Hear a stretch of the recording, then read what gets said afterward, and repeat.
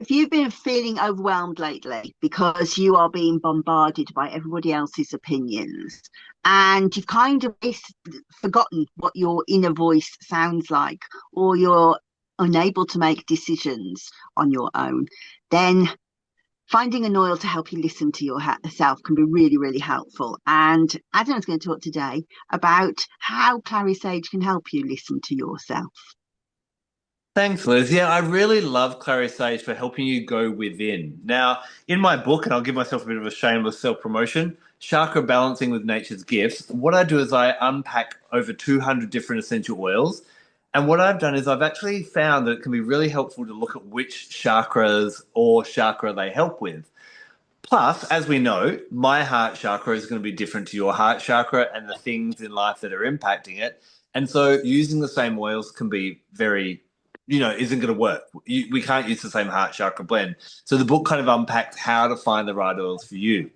Now, we're talking about Clary Sage. What I found for Clary Sage is it works really well with both the third eye chakra as well as the crown chakra. Now, normally when we think about these energy centers, we think about the crown chakra. It's me reaching out to the heavens, my guides, my angels, whoever that may be, and drawing that information within. And even with the third eye chakra, how do I draw that psychic and that intuitive information in? But remember that we are not separate from the universe. We are part of that. And if something is happening outside of us, it's also present within us as well. And this is where Clary Sage is different from some of the other essential oils. Peppermint is great for heightening your awareness, as is spearmint and juniper berry. But what I find with Clary Sage is that it helps you go within. Now, there's this saying, and I think it's Druidic, but don't take my word on that. But it says that our conscience is the voice of God within. And when I read that, I was like, I love that. Because a lot of the time we know what we should do. We know what the right thing to do is. And we know when we're trying to almost cheat ourselves and do something a little bit, or I shouldn't do this, but I am going to steal that, that last chocolate cake, even though it's rude, whatever that may be. What I love about Clary Sage is it allows us to go within and hear that voice. And I find so many people that I do my tarot reading for and that I'm working with that they know what the answer is. And I'm about to save people some money and possibly put some readers out of work because a lot of the time we know what we should do, but we don't trust ourselves enough. And so we have to go ask a friend, ask a parent, ask AI, or go and ask a tarot reader or a psychic or a clairvoyant, should I do this? And so often I hear people go, "Oh, it wasn't a very good reading. They just told me everything I already know." I'm like, no, they were doing exactly what the universe needed them to do. You know what you need to do, but the universe is sending you people to reinforce that, to slap you, to say, stop questioning it and just do it. So by working with Clary Sage, I find that it really helps to ignite both the third eye chakra and the crown chakra, but not to reach from information out there, to find that answer within. And this makes it quite unique when it comes to those higher chakra oils as well. So it may be one that I think often gets dismissed as being, oh, it's a hormone oil and it's good for women and their menstrual cramps, but both men and women alone can really benefit from the spiritual support that Clary Sage brings. Yeah, I think it's absolutely right. And the way that you've anchored it is that it's almost as if you already know what you should do. But I think that sometimes, often, in fact, you'll be going against the flow of what everybody else tells you to do.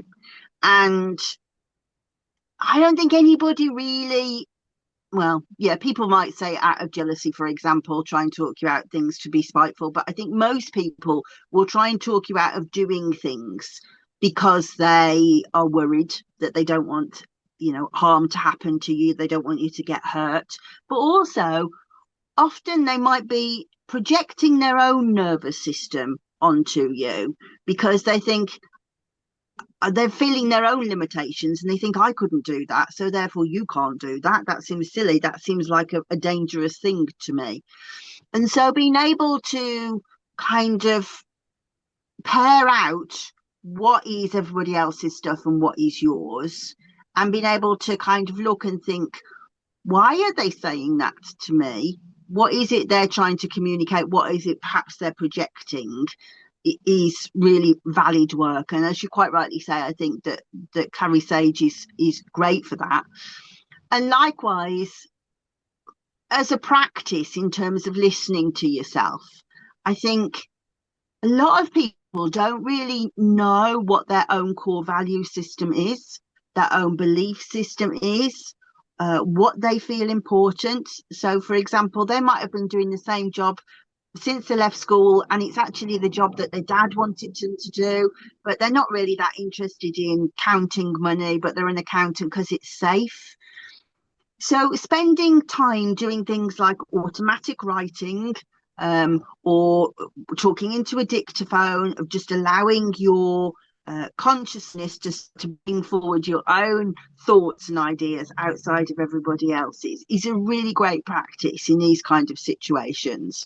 And as you say, Clary Sage is fantastic for those situations. And I would say the same as I've said before, you know, a small, just a drop into some carrier oil and massage it on and say, right, okay, I'm setting this time aside to think about whatever. Automatic writing, if people haven't done it before, is purely to start writing and just not stop. And the first sort of half a page will be, you just won't see anything. But as you get down half the page, you're like, wait, what? Do I really think that? You know, just don't think about what you're writing. Just write, write, write, write, write. And it's a great way to help you listen to yourself about what you believe. And likewise, to me, I tend to record on a voice recorder as I walk the dog. And I'll be talking away. I'm sure people, if people have sussed that I'm talking to myself, they think I'm mad. But often I'm sure people think I'm on the phone. But just like ranting away to myself. And then as I'm doing the other half of the walk, I'll listen back and I'll, wait, what?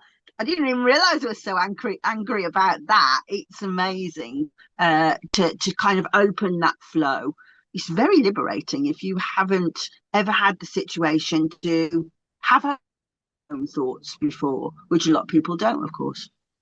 It's really interesting when you're talking about other people giving their feedback and their advice through their own filters of their own experiences, their own feelings. It reminded me back to the very first lesson I had when I was learning tarot.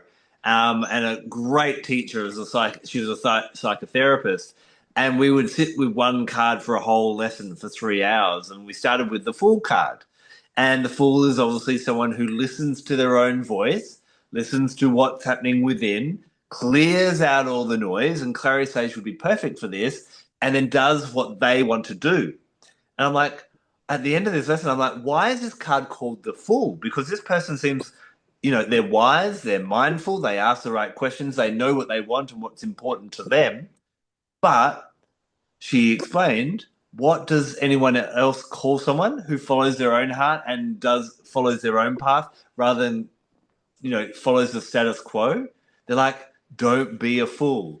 And so this is a great one for awakening the fool within you. And remember that even if you don't know much about tarot, the fool journeys through the tarot and becomes spiritually enlightened. So a really, really beautiful oil for helping you to kind of connect with that and listen to your own message. And remember, another activity that you can kind of do that I won't take you through it now for the interest of time, but I did this at the New York School of Philosophy where they asked you to sit and they said just for a few minutes observe your body.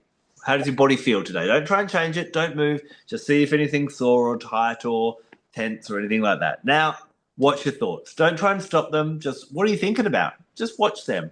Now, how are you feeling? What's your emotions? Don't try and change them. Don't try and soothe them, and so on.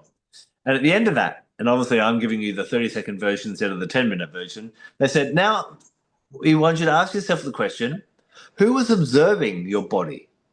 Who was observing your thoughts? Who was observing your emotions?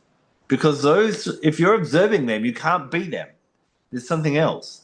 And I actually truly believe that Clary Sage is an oil that helps you tap in to that unchanging observer.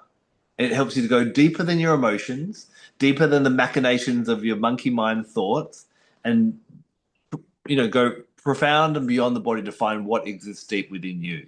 So I would really encourage you to work with this oil, to help you find the answers that you're seeking, not out there, but within yourself. And of course, if you want to find out how to use it with chakras, that's what my book's for, as well as all the other chakras. You can find out how to use the best oils for them as well. So if you'd like to use a bit of Clary Sage for more, spiritual awakening and mindfulness, make sure you check out our other videos where we explore them in other depths. We'll be back really soon to explore other amazing aspects of this amazing essential oil, Clary Sage. Until then, take care and blessed be. Bye bye.